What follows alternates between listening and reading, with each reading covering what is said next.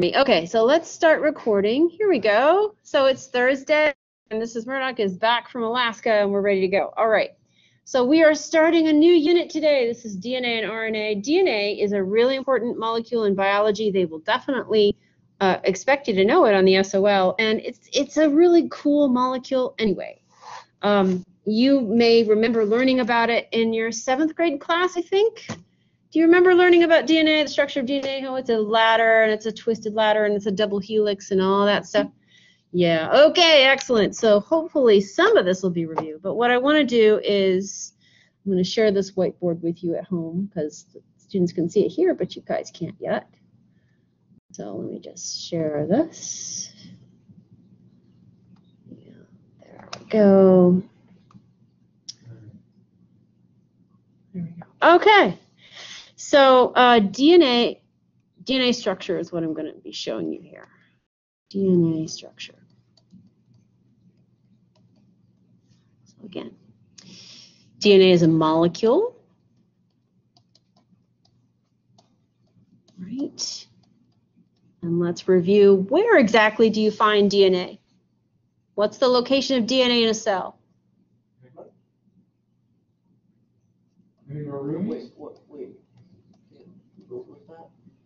What's the location of DNA? Yes, in the nucleus. Very good. DNA is a molecule located in the nucleus, right? You remember that. In the nucleus of eukaryotic cells, right? Because only eukaryotic cells have nuclei. Eukaryotic cells. And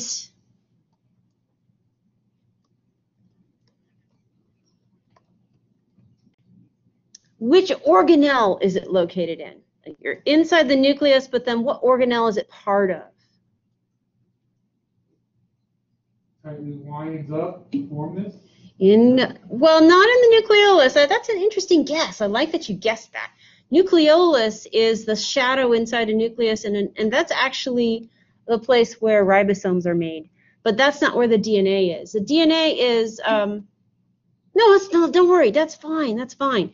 What are you saying? Mitochondria. Actually, that's a separate organelle outside the nucleus, but you know, you're right. Mitochondria have their own DNA. That's a really good thing that you said there, Gary. Anybody else?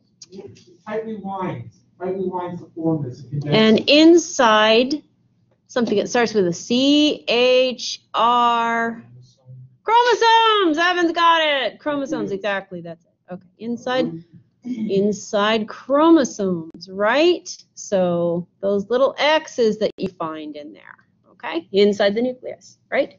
So you've got a cell, and then you've got a nucleus, and then you have a nucleolus in there, and then you have chromosomes inside the cell, and that is where the DNA is. The DNA is a molecule. It's too small to see with a microscope, but you would see it if you could untangle one of those X's. You would find molecules, a long strand of DNA that's coiled up in there around histone proteins. Right, DNA coiled up around histones. Coil it up really tight so that it can fit inside the chromosomes of our cells. There you go. And I love what Gary said about the mitochondria. The mitochondria are out here, right? Mitochondria are out here, and mitochondria have their own DNA as well. That's actually a pretty advanced topic. Only my ADP bio students really ever talk about that. But it turns out that because mitochondria used to be free-swimming bacteria before they got engulfed in eukaryotic cells in the endosymbiotic theory process that happened billions of years ago, they still have their own DNA. And it has some little effect on the phenotypes of eukaryotic cells. But most of the phenotypes that you get, you know, your hair color and your eye color and all those things, come from the DNA inside the nucleus here, right? So the nucleus has the DNA that really has your genes in it, all the things we did with the Punnett squares already, right? That's where that would be. So now let's go into the structure of a DNA molecule. Structure of a DNA molecule, which is what you need to know. So if we go into the details of the molecule, you know that if you're looking at it, just really simply, a DNA molecule is a ladder, right, with side structures and then steps, and then you take that ladder and you twist it into a helix, right? A ladder twisted into a helix. If you go into the details of the sides of the ladder and the steps of the ladder, you have certain parts of DNA molecules which you guys need to know. The sides of the ladder are made of alternating sugars and phosphates.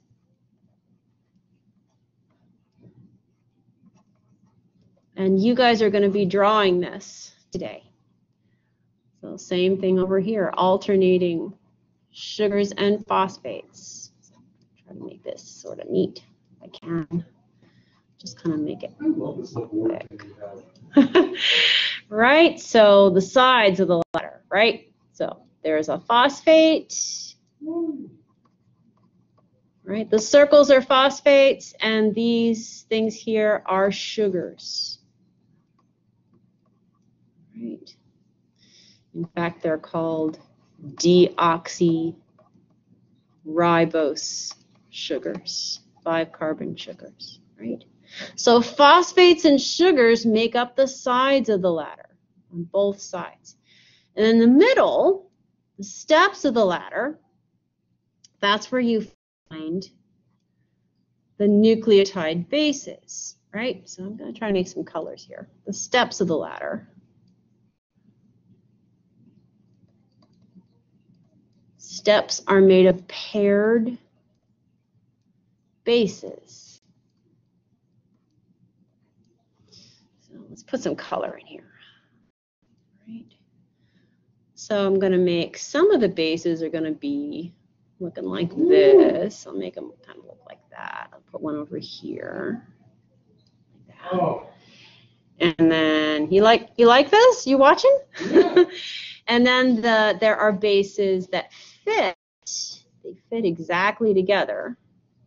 They kind of have an opposite fit like that. I love the colors. You like that? Okay. And then I've got this one here. I'll make like that. And then one more color, orange like that. I'll make this one be like that. Okay. So those bases, like maybe this one, is cytosine.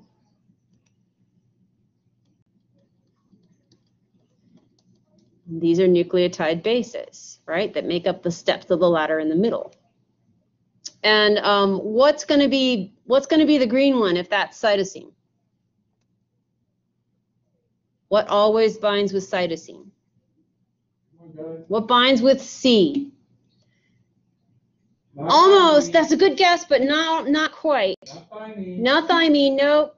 G. Yes, that's it. G. Guanine. Beautiful job. Yeah. That's okay. I don't expect you to know this yet, guys. I'm teaching it to you, but I'm glad that your memory is being jogged a little bit. So guanine always binds with cytosine. They are always, yeah, car in the garage. Oh my gosh, excellent.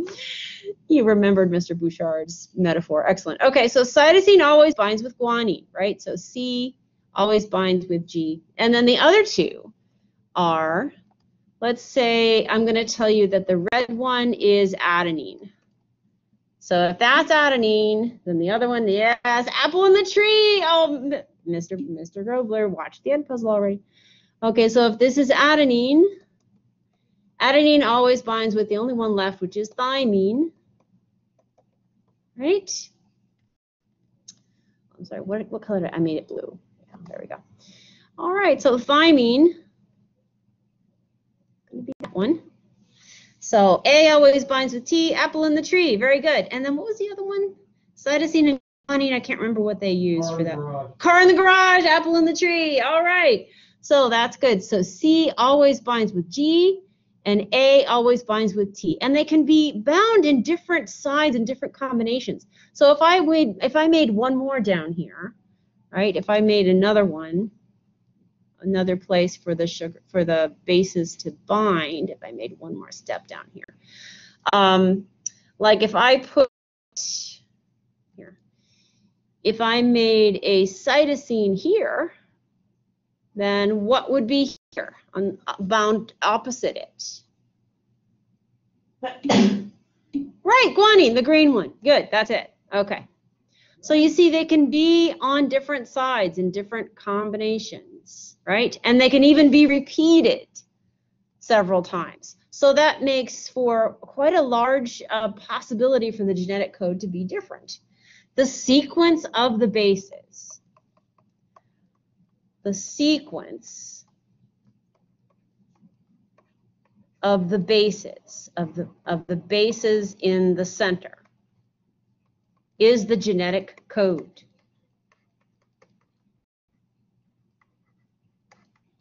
That is the code that actually is the basis for making all the different proteins that make you look like what you look like, right? So a gene is a sequence of DNA bases. That's all it is. And that sequence of bases is the information that creates the different proteins that make your hair either curly or straight, or make your eyes either blue or brown, or make you able to make insulin in the right way or in the right times. All those kinds of things depend on your DNA. So then the last thing I'm going to do is go over some of the. You need to know what types of bonds are here, right? So all the black lines that I drew here, like this one here, that line that's connecting that phosphate to that sugar, and the line that's connecting this, all those black lines, those are chemical bonds, and they are covalent. Those are covalent bonds holding those molecules together, right? Those lines, even the lines within the sugar here, holding the carbons and hydrogens together. The lines even within the nitrogen bases, those are all covalent bonds. There is one type of bond in here, though, that is weaker. So covalent bonds are holding every carbon and hydrogen and oxygen that are in these molecules together, Ramy. That's a good question. And I didn't draw every carbon, hydrogen, and nitrogen in here. That would have taken me quite a long time. So I didn't do that. But within the sugar molecule here, right, or within the phosphate group here, or within this nitrogen base, there are carbons and hydrogens and nitrogens and things, atoms in there. And every bond holding the molecule together is a covalent bond, except for the bonds down here. Draw those in red. For the bonds that hold the bases together, those bonds right there, those lines that are holding those pairs of bases, the A's and the T's and the C's and the G's together, those bonds are different from every other bond in the DNA molecule. Those are hydrogen bonds. And hydrogen bonds are very weak bonds. So the bonds that are like through the middle of the molecule here, right there, all the bonds that are holding the ladder, sides of the ladder together, all down through here, are weaker. Now, why do you suppose that is? What does that allow this molecule to do that it's famous for being able to do? Why would you have weak bonds right there, right down the middle? Why do you think? Why do you think, Gibson? What do you think, Bud? Well, it has to do with that. Yes, it does have to do with producing protein. The only way you can access that genetic code, right, the sequence of those colored bases, is by being able to unzip this molecule, right? And that's exactly what this molecule can do. It can unzip because those bonds are weak right down through the middle. So right down through here, every bond there can break very easily, and you can pull this molecule apart so that you can make the A's and the T's and the C's and the G's get exposed, so that the DNA sequence is exposed, and that information can be used to then make a protein, which we will get to, right? Yes, that would be called a mutation, Remy. Yes, mistakes can be made during DNA replication, and we'll talk about that later. We're not quite to that point yet. But yeah, sometimes, yeah, that's right, exactly. and that would be a mutation. Usually DNA is able to, there's an enzyme that can correct mistakes before they become permanent. Most of our mistakes that happen in our DNA get corrected before they can ever cause trouble. It's when they're not corrected that you have a mutation. Are there only 4? There's only 4 types of bases, but those 4 bases can be combined in so many different ways that's why you get this diversity of life that we have. So for example, let me give you a little exercise here so that you can see. So what if I were to redraw just half of a DNA molecule and I just made it horizontal like this, right? And I went along here and I made some, I'm just going to make a DNA sequence here. Hopefully you can read my handwriting. Okay, let's say that is one side of my DNA molecule, and I want to come along and build the other side. Let's say that I am replicating DNA by making its complementary side down here, okay? So now think in your mind, what letter am I going to put right here to complement, be the complementary base? A thymine, very good, that's a T. I'm going to keep going. What's going to go on the next one? A, very good, and then the next one. A again, good. I'm complementing my DNA strand, and G, and C, and C, and T, and T, and A, and C. How many were able to follow along with that before I did it? Some of you did it. Excellent job. Okay, it's okay if you didn't quite get it yet, but hopefully that will come. All right. So that builds a DNA molecule, right? Okay, now here again is another question. What kind of bond would this one be right here? Is that bond there? Would it be covalent or a hydrogen bond? That's covalent. Good. Right. So all these bonds here, all the lines that are in those molecules are covalent. What about this one here? That's the hydrogen bond. So all the bonds that are between the letters are hydrogen bonds. Good, very good. And that is there. Why are those bonds weak? Why are those bonds weak? Why are they weak? Why are they weak? Well, they are hydrogen bonds, but why are they weak? Why is it good that hydrogen bonds are weak? It allows you to separate the molecules, yes, to allow you to be able to unzip the molecule so the molecule can split. Yes, okay. So again, this strand here, there's 2 strands in a DNA molecule, and they are called complementary. They're called complementary strands, right? These 2 strands here. The fact that A goes with T and T goes with A and C goes with G, you have 2 strands in the molecule that are then bound together with these hydrogen bonds, and then you have the DNA molecule, right? And they're complementary to each other, right? And the fact that we have, what's this thing here? Okay, so the fact that A always binds with T and C always binds with G. There is a scientist that came up with that, and his name was Anton Chargraff. So we call this Chargraff's rules. Does anybody remember that question from the SO practice? Yeah. We just took it, and that was the question on there. Uh-huh. So. Okay, so he's the one that actually figured out experimentally that that the adenines were all binding to the thymines and the cytosines were all binding to the guanines, right?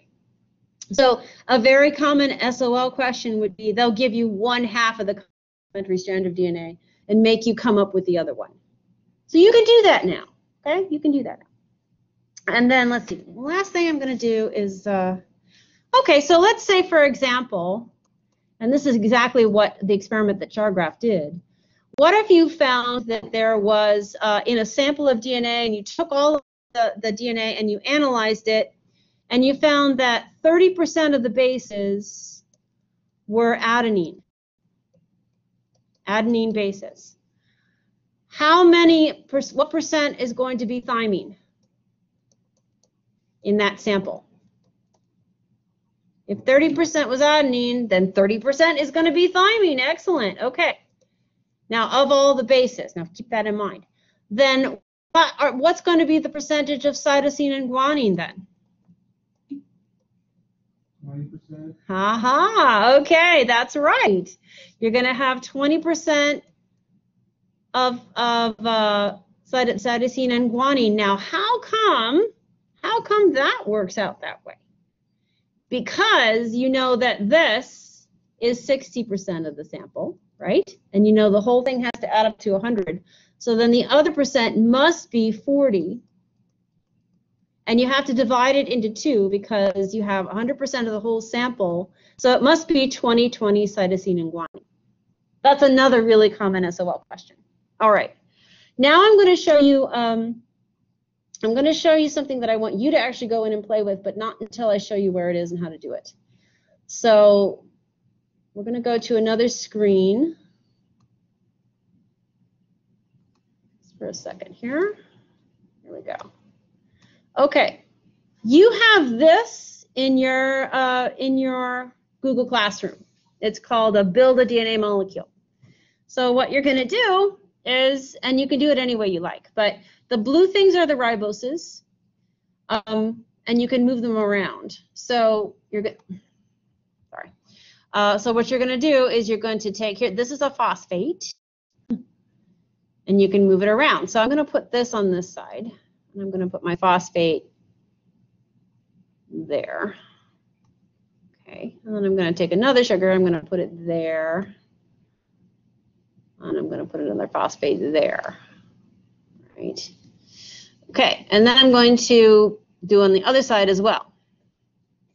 But the other side we find is going to go the other direction. So you want to put the other side like that. Okay. So the sugars on the other side go like that. And then the phosphates kind of go between them like this.